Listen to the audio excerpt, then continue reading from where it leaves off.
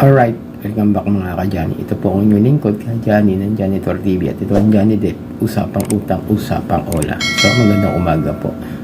Kung di pa po kayo nakasubscribe, please subscribe, like, share, hit nyo yung notification bell para lagi po kayong updated sa mga videos na ginagawa natin dito about ola update, ola review at mga usapang online lending apps mga ka-Johnny. So simulan na natin. Medyo grabe na talaga yung mga ginagawa ngayon ng mga OLA agents. Ito, meron kasi nag comment or nag-post sa kaming page. Ito, share po niya para sa iba. Humingi kasi siya ng tulong. Ito po yung comment ng comment. Help po, mass report admin. Wala na po akong utang sa online applications na yan. Nagnenegosyo po ako ng maayos. So,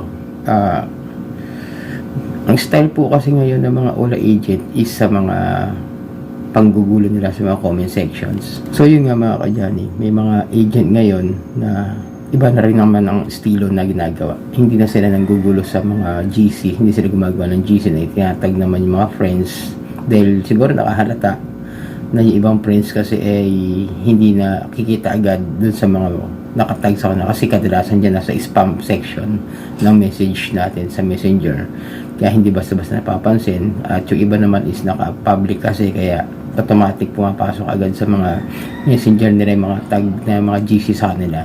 Pero yung iba talaga medyo naka-private. Syempre alam naman yung mga tao ngayon medyo mga gusto lang nilang ipopost nila. Pero yun nga ang problema, yung mga naka-public post, doon sila gumagawa ng paraan para maningil, mamahiya. At ang masama, paano yan kung wala kang utang doon sa mga OLA na yan? Like yung na-experience ko doon sa diba, sa isang OLA na paano yung angry react sa mga pictures ko last week ng mga December hanggang first week nito mga January nga, na ito nga yung ipapain natin ng complaint this coming hindi last week ng January, mga basta yung pagitan ng last week, mga last days ng January tsaka first days ng February, kasi alanganin yung yung pasok. Dahil nga medyo may pasok tayo, hindi ako makakuha basta-basta na lead. Yun lang mga ka-Johnny, isang araw lang naman to or baka half day lang para file lang natin ng complaint. Kaya yung mga may gusto sumabay, tingnan natin kung may makakasabay sa akin. So yun, pero yun nga, paalala ko mga ka-Johnny, pag ganito nararanasan nyo may mga nagko-comment sa inyo sa mga Facebook post ninyo, then yung iba na may nag-report din sa akin na nagko-comment dun sa mga bisor nila sa trabaho. Yun nga sinasabi ko sa inyo, mag-private kayo ng inyong mga friends, mag-private kayo ng mga inyong mga FB, yung mga only me lang po, kasi wala na po yung lock profile parang hindi na ako nakakakita ng mga may naka-lock profile. Ayaw ko paano nila nagagawa yon, pero sa akin is pinopost ko lang yung mga gusto kong i-post na public, like yung mga shared experience ko nga sa buhay, like yung nakaraan nga, yung December, di ba, yung kasal ko, tsaka yung mga banding namin ng mga kaibigan ko. Pero napaisip ako, minsan ayoko na i-tag sa kanila dahil malalaman nila kung sino yung mga kaibigan ko. Parang gusto kong gumawa, isip akong yung FB account na pang personal ko na lang. Yun nga, eto kasi pang public natin to para sa mga gusto magtanong in Facebook and Messenger. So yun nga mga ka-Johnny, parang gusto kong gumawa ng ibang FB account ulit na pang personal ko talaga yung sa akin lang, kasi isa ko account is naka-restrict yun, at yun yung main account ko na una, dahil nga marami akong restrictions doon. Siguro dahil na rin sa pagtitinda ko ng isda nung araw, nung last year, maraming report yun, kaya di ko na masyado mabuksan. Lagi na lang naka-restrict, hindi ko rin magamit umayos yun.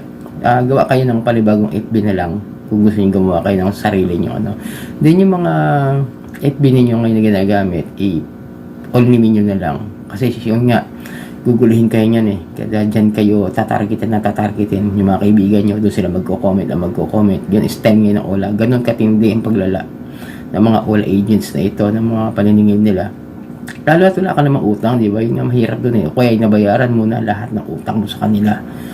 Ay, masaklap doon, nabayaran mo na, manggugulo pa rin sila. Tapos gumagamit pa itong mga mokong na OLA agents na ito, na mga attorney, mga sinabi ng mga attorney, like yun nga, yung sinasabi ni Attorney Sam Ferrer, yung minsan naging lawyer host sa Rapid Tulpo in Action, na walang karapatan ng kahit sino na mga mag-file ng kaso sa pagpo-post sa hindi pagbabayad ng utang. As in, maling-mali nga ngayon kasi nga debt shaming po iyon. At lalagyan mo pa ng caption ng hindi maganda, di ba? Yung scammer to, hindi marunong magbayad ng utang.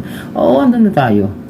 Hindi tayo nakakabayad ng utang, pero hindi naman ganun kalaki siguro yung utang natin sa mga OLA na kung bakit tumapal-tapal din naman. Naintindihan ko yung tapal system kasi nangyari sa akin yung tapal system, pero hindi ganun kalala katulad sa iba na umabot ng 40. Kasi ako naman yung tipo ng tao na pag alam mo hindi ko na kayang bayaran, stop na ako kasi nga lumalaki rin interest.